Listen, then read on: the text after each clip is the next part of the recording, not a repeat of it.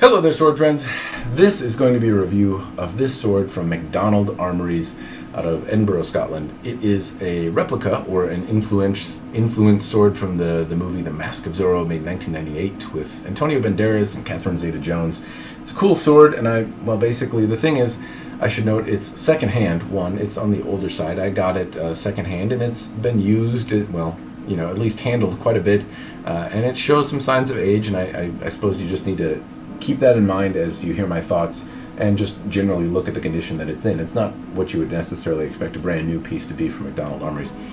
The other thing to note is that I'm not an expert in the sword in general, let alone these types of swords. This is a very, very small, light, nimble sword, and I haven't, I don't study HEMA, I don't really even study fencing. I haven't since college or since I was a kid, really. So I don't know exactly how these are supposed to feel, but I will do my best to tell you how close it emulates its intended purpose of being a movie replica style sword, what the build quality is, and some general, ramblings, which is par for the course for me. Anyway, on with the show here. The first thing I'll note is MacDonald Armories is, if you're not familiar with them, let me share it with you, my screen. This is the MacDonald Armories website, and one thing I would draw your attention to is this beauty right here, which is where I was initially introduced to MacDonald Armories, because that looks really cool. And if you go to for sale, scroll all the way down to the bottom, you can find the Inigo Montoya Rapier, and it is 1,200 pounds, and I have been on the urge or the cusp of buying this for a few years. The trick is I never knew what to expect from MacDonald Armories, and when I had a chance to get this sword, this gave me that chance to know what to expect were I to procure or to commission the Inigo Montoya Rapier. So I was very anxious to see the build quality of this and to find an example secondhand of not only a MacDonald Armories sword, but one that is in a similar category, I suppose, a movie rapier style sword, and to see what to expect there. So anyway, those are some general thoughts about MacDonald Armories. I'll put a link in the description down below. This sword does not appear to be for sale on his website, though you might ask him. I imagine there's some possibility to get it, at least if the folks in the UK are still allowed to ship weapons in the mail. I'm not exactly sure where that legislation is going to land, but nevertheless, MacDonald Armories, this is what it is. It's the Mask of Zorro movie replica sword. He did it sometime like assumably well over a decade ago. The movie came out in 1998. It's been 20 years now, and this sword was probably made around then. Now, there's an important thing to note about how close this is to the movie replica thing that I should also note, and that is I don't really know what the intentions were. I don't know if it was supposed to be influenced, as in, do something close but smarter. I don't know if it was supposed to emulate a particular prop sword, and I suppose I should show the additional scenes that I have. Now, as I look at the Mask of Zorro, I have the luxury of internet nowadays, and when this was made, it may have been very, very different, where I can see pictures of the prop on the internet, and I have a lot of access to information that may not have been available at the time. So that's something, I suppose, worth noting. Nevertheless, I will get into how close it matches the movie prop. Now, as I have this document up here, or as I have this photo up here, there's a couple things to note. One, the rivets on here are much larger than the rivets that I have on the sword that I have. The rivets are much more sizable. I prefer, admittedly, the one on the MacDonald Armories sword. It's much less painful without a glove, though it seems like Zorro mostly had a glove. Also, the D-guard. It's a slightly different shape, though very similar. It doesn't have the same kind of swells, and it also has this kind of hatch cross pattern with a little dot in it. That is not the same pattern that is on the sword I have. The pommel is very, very similar, but just slightly different. It has kind of more of a rounded shape almost here, and the one I have is swollen out in the middle. It's just a little different shape. Similar, but obviously just a little different. And then the lobes on the kind of guard here are different. This has this kind of floral, section that swells out, and then it kind of comes to, I don't know, it looks a little different. Also, this kind of flows, has a general flow. It's easier to see in this section here, where it's kind of canted, but it's not exactly the same. Now, again, if I have this on camera, you can kind of see what I'm talking about, where it has very harsh edges, The other bit is that in that photo you were able to see that there were different size holes drilled. It was just slightly different shape to the guard. Again, you know, here's the shape of the D guard here, and it doesn't have that hatch pattern, and just a slightly different shaped pommel. Similar, everything is similar. Obviously very heavily influenced, but different nonetheless. The sword actually also seems to have a slightly different shape. If I go back, it's swollen. You know, it has legs or a base here, and almost has, I don't know, it just has a slightly different shape, though I think the shape of the MacDonald Armory sword is quite a bit more characteristic of probably what they were going for in the movie. The other thing I should note is that as it relates to movies, now I'm not a producer, I don't work in the industry or anything like that, but from what I've heard, it's common to have more than one movie sword, right? So you might have one where when the sword gets a close-up, it's made out of real steel.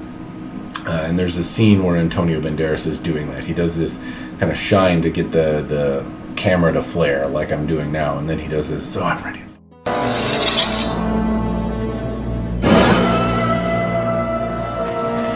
It's this obvious kind of get the sun in the camera shot, which I thought was a little funny. Anyway, in that scene, you can kind of see, I have a still image of it here that I can show.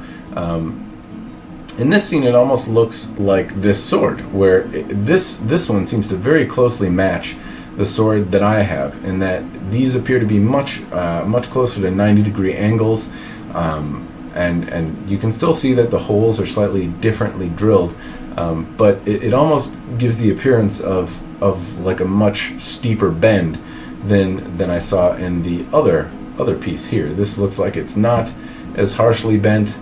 And then when I go over to this image, it looks like they're really canted at a steep angle. And so, you know, maybe this was the one that they were trying to emulate. I'm not 100% sure, but in any respect, it looks very, very close. If you look at this sword and then you look at the one in the film, it looks like it's obviously influenced by the Mask of Zorro, the 1998 film.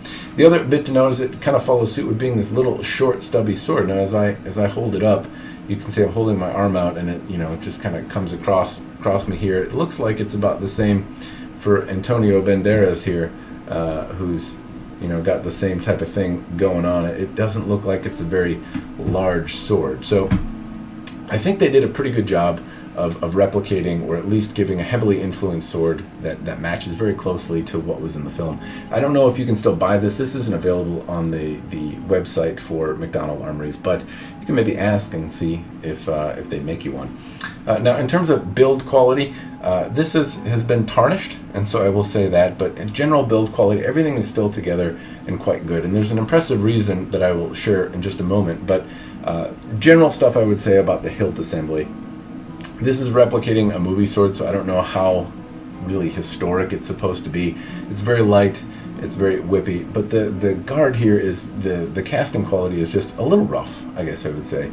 And it seems to match and mirror the roughness that's in the movie sword as well, so I can't really hold it against it, given that it's obviously supposed to emulate the sword in the film.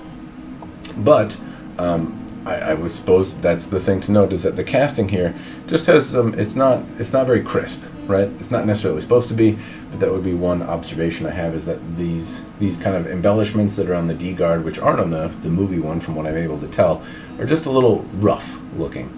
The handle has a very precise shape, looks very intentional. I like the size of the rivets. The pommel actually looks better, but there's also some grind marks and some unevenness in the shape of the pommel, and these lines that go around it, these circles around the pommel that just highlight kind of its handmadeness. Now, I don't know if that's necessarily something that would bother you, but the impreciseness is something that shows. You can also see some of that along the kind of etchings in the top here, where you get the impression that this is made by hand. There's just some imperfections, some additional lines, some mistakes that didn't quite get polished out. And I don't know that necessarily bothers me, but it's something that if you're looking for perfection, you might want to be sure that you ask for it. It's probably available at a much higher cost, but nevertheless, it exists here, and I suppose that's worth noting. Now, the other thing I'll note is that the hilt is actually still in really good shape, and the reason I say that it's worth noting that is because I did a little bit of usage where I didn't really realize what this sword was, and I didn't check to see how sharp the point was or the edge, and I just went to try and cut the tatami mat. And the sword is not sharp at all. So when I did that, it didn't cut, and that's not necessarily bad. Again, the sword has, I suppose, the right geometry. It's got little ripples and stuff along the flats that show that it's a handmade sword, and the central ridge wavers ever so slightly. But the lines are actually pretty crisp and clean, and it gives me the impression if I wanted to sharpen it, I could. This one was just obviously intentionally not made very sharp. So when I cut the tatami mat or tried, it didn't work out very well. And the impressive thing about the hilt is that I'm not a small man. So when I try to whack a tatami mat with a sword and try to cut it, and it doesn't do anything but kind of stop in the sword, it can often develop a rattle in the hilt, and I don't have that going on in the hilt right now. Everything seems, you know, overall pretty good. There's a little bit of, you know, squeaky squeak that happens, but it's still pretty good overall. I can't complain at all. And since I took a couple whacks, that's good. Now I also tried to stab. It didn't really stab very well, but the point isn't very acute either. Again, something that could be addressed if I chose to do so, but it didn't work very well. Now the one downside in terms of usage is as I used it, it took a slight bend. It was easy to correct. The sword is straight now. It just, you know, I had to pry on it just a little bit to get it back to true. But I would have liked to see that it, you know, despite my stupid brutishness, didn't take any kind of bend. I suppose it's supposed to be made of like spring steel of some kind. And, you know, I guess if it was tempered right, or if it was tempered in a particular way, it'd be a little bit more forgiving.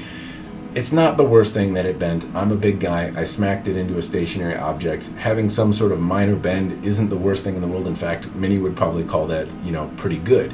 Nevertheless, it'd be nice if it just kind of sprung back into shape.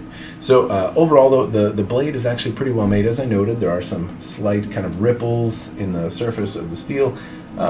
Really not that bad, though. It's well shaped. It's about the same size as the one in the movie. Has some additional adornments as well. There's a little cross section right here, as well as down here you can see on the Ricasso the MacDonald Armories logo, and it shows up there. It came as well with this sheath with the same type of silver kind of checkerboard pattern, and it overall makes a very pretty package, I think. Nice even stitching, seems to fit on pretty well, and the sword in terms of dynamics is very light. It reminds me honestly of my foil, and it just whips around. It's very light.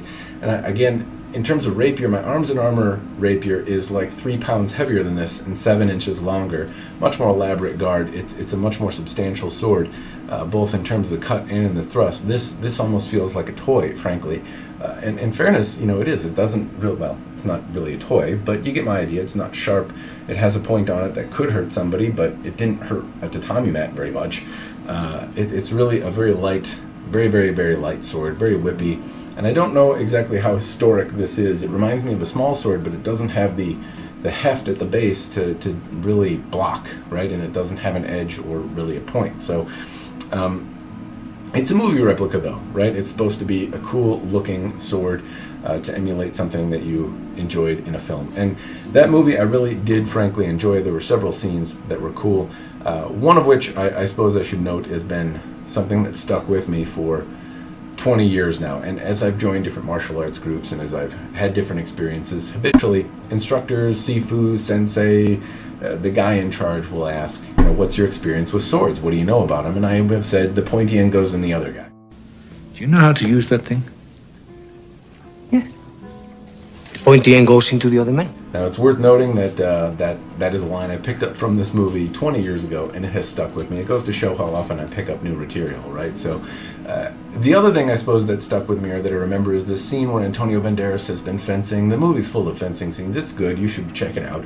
But he cuts off Catherine Zeta-Jones's clothes, and I can assure you that the sword doesn't do that. I've never had a sword that I felt was sharp enough to cut off my wife's clothes, or really anyone's clothes. That seems a little too close to comfort, and might be one of those things that has inspired all of the sword-related mistakes and accidents and injuries that are out there nowadays, giving the idea that you can finagle your weapon so closely to your opponent that you can slice off their clothing. I don't think that's how women's clothes generally work either. There's a little bit more to it. Nevertheless, that is probably the fakest thing in the movie. They do all sorts of flips and there's explosions and all sorts of crazy sword work. But personally, I think that cutting off the lady's clothes is probably the most unrealistic thing. Feel free and correct me in the commentary down below if you think there's something even more unrealistic. Anyway, that is what I have for you about this MacDonald Armory sword. To me, it gives me a lot more confidence in knowing what to expect were I to actually commission the Inigo Montoya rapier from them. I'm actually pretty enthused about the build quality overall. I mean, for the price, and it's tough to say what this was. I think it was 1,200 pounds. I don't really think the prices have changed much in the last decade. But 1,200 pounds, I have seen much less intricate, much less ornate, much less handmade swords cost more money. So even though it's not sharp and it's more of a movie replica, the fact that it's handmade and made out of tempered steel and is semi-functional is kind of a cool thing. And it doesn't surprise me that it costs that much money. Now, what is 1,200 pounds in US dollars? It changes around all the time. Sometimes it's $1.30 to the pound.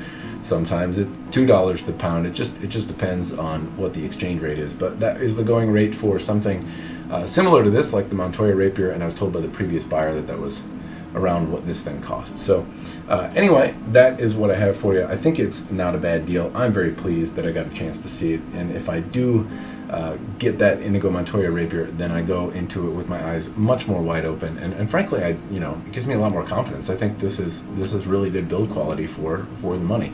Anyway, I'm interested to hear what you think. Throw what you think I missed or your thoughts on the sword in the commentary down below. I'm very pleased. I hope it's been interesting, and as always, cheers and thanks for watching.